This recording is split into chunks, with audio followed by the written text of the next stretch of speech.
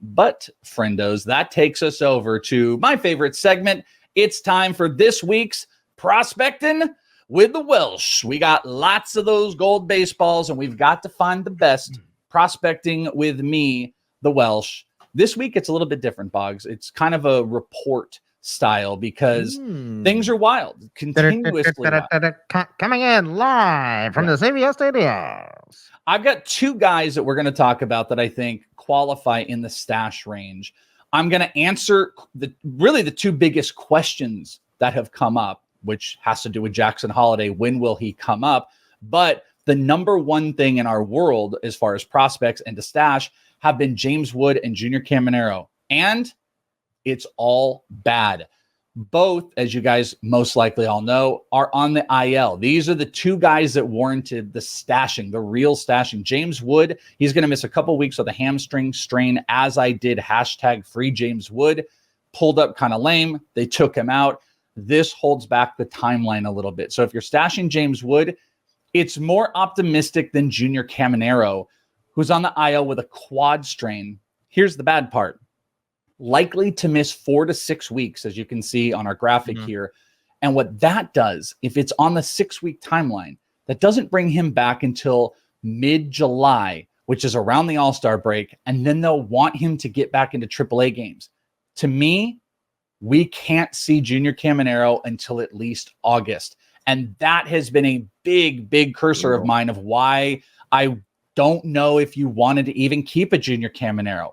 I'm being optimistic about James Wood, but both of these guys in a bad spot. And what that does, Boggs, is that takes us really off of the exciting stash range. I'll tell you right now, I don't think there is one single prospect that warrants must stash like Caminero and James Wood is. And we're even kind of in the range of like the unique thing about Wood and Caminero was if they were called up, like once they're called up, you have to have it.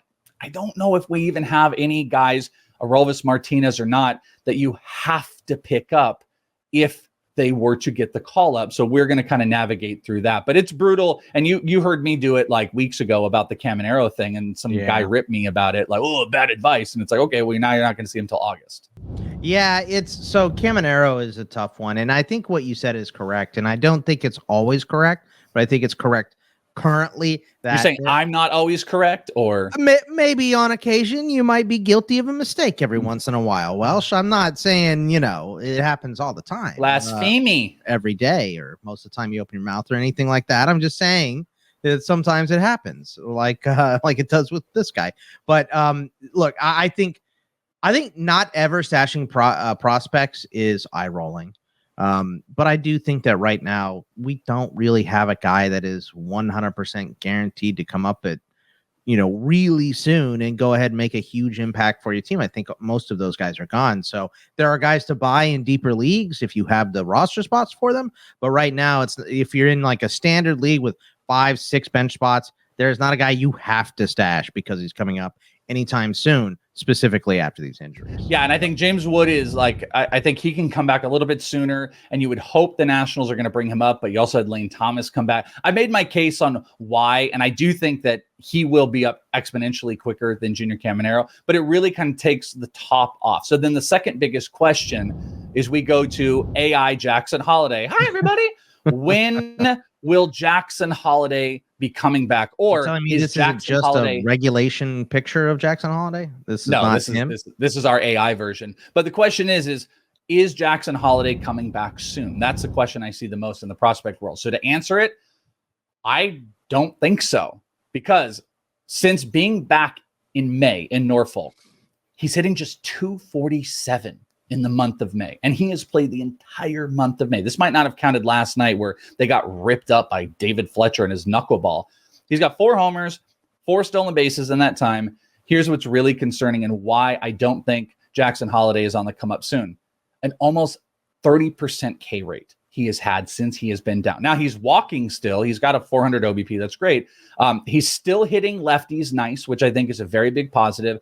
And on that 400 OBP side, he has an OBP over 400 against both righties and lefties. Again, that's positive. But he's being outperformed by Connor Norby, Heston Kjerstad. So never say never, but I don't think we're going to see Jackson Holliday anytime soon.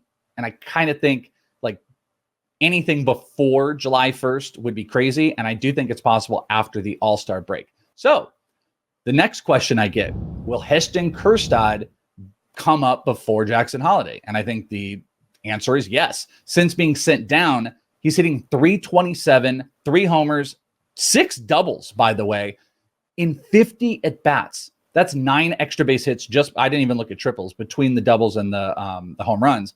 He also has a 9 to 14 K, walk to K ratio. So I don't think we can actually predict like an obvious replacement for him, because I think the obvious is like in the infield, which could be a Connor Norby, but I think it could be at any time we see Heston Kjerstad, and maybe he's a guy that you do stash right now, even though it's not obvious. Would you be okay stashing him, even though he's not positionless, but it's tougher, but he is dominating since he went back down? Yeah, I if you have the roster spots, fine. But for me, we're a little bit with a lot of these injuries starting to mount up here. We're kind of hitting the dog days, and I feel like I need that bench spot to be active. So for the most part, I'm not picking up any of these guys. But if I was going to pick up one, Kjerstad's the guy.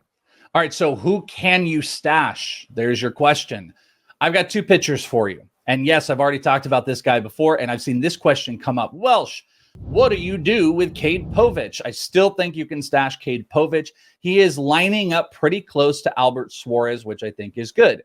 I think he's a day off or 2 from Cole Irvin. Cole Irvin and Albert Suarez were the guys that moved up into the rotation. So I think that's important because those are the likely spots that he would end up occupying as well. Cole Irvin is currently the only lefty in the rotation. Povich is a lefty. Povich went 6 in his last start. He did give up 3 earned runs, but he struck out 6 and has held batters to an under 200 batting average this entire season. So because of that question, I feel it soon.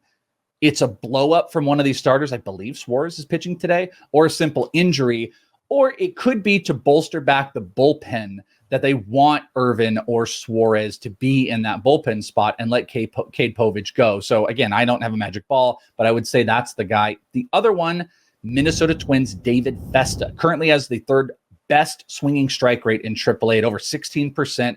He has been as dominant as Povich with a 2.77 ERA, 60 strikeouts over 39 innings.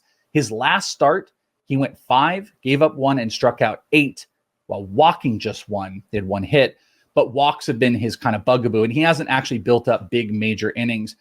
Simeon Woods Richardson is key here. If he starts to unravel, David Festa is going to get the call. Those are 2 that I would spot start if they come up. But hitters are finicky. And I'll tell you, I had one last thing on here. I was going to say a surprise stash might have been Brennan Davis, who Brennan Davis has been good in the minors. 256 on over 400 OBP, lowered his strikeout rate, 16th best WRC plus in AAA, 21st best slugging in AAA. But I thought it would be Michael Busch gets kicked to the side, and then instead of bringing up Pete Crow Armstrong, they would bring up Brennan Davis to try it out. Well, guess what? Pete Crow Armstrong was called up today. So I do think you'll see Brennan Davis in the near future. He has been way better. Maybe he'll be a guy that comes up soon. But that is what we are doing when we are prospecting with the Welsh.